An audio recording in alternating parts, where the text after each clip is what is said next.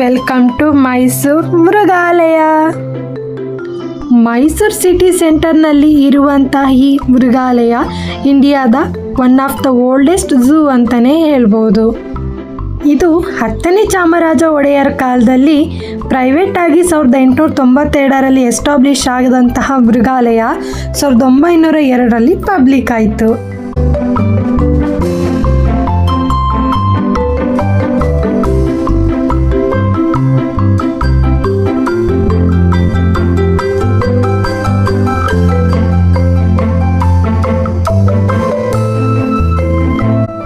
ಇದು 157 ಎಕರೆಯನ್ನು ಆವರಿಸಿದ್ದು ವಿವಿಧ ಪ್ರಭೇದದ ಪ್ರಾಣಿ, ಪಕ್ಷಿ ಮತ್ತು ಜಲಚರಗಳನ್ನು ನೋಡಬಹುದು.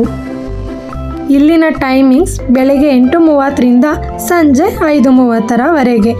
ಪ್ರತಿ ಮಂಗಳವಾರ ರಜಾ ಇರುತ್ತೆ, ಓಪನ್ ಇರಲ್ಲ. ದೊಡ್ಡವರಿಗೆ ಟಿಕೆಟ್ಸ್ ಬಂದು 100 ರೂಪೀಸ್, 100 ರೂಪಾಯಿ. 5ರಿಂದ 12 ವರ್ಷದ ಮಕ್ಕಳಿಗೆ 50 ರೂಪಾಯಿ. 5 ವರ್ಷದಕ್ಕಿಂತ ಕಡಿಮೆ ಇರುವ ಮಕ್ಕಳಿಗೆ ಫ್ರೀ.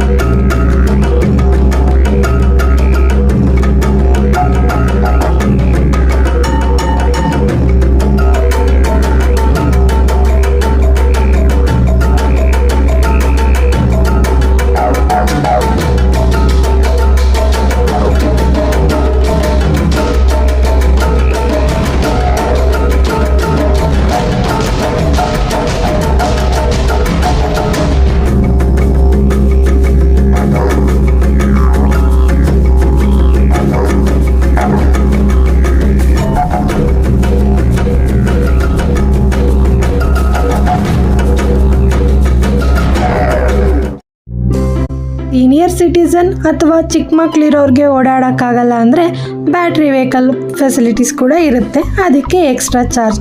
ಇವು ಪ್ಯಾಕೇಜಲ್ಲಿ ತೊಗೊಂಡ್ರೆ ಇನ್ಕ್ಲೂಡಿಂಗ್ ಕಾರಂಜಿ ಕೆರೆ ಕೂಡ ಸಿಗುತ್ತೆ. ಹಾಗೆಯೇ ಆನ್ಲೈನ್ ಟಿಕೆಟ್ ಬುಕ್ಕಿಂಗ್ ಕೂಡ ಅವೈಲಬಲ್ ಇದೆ.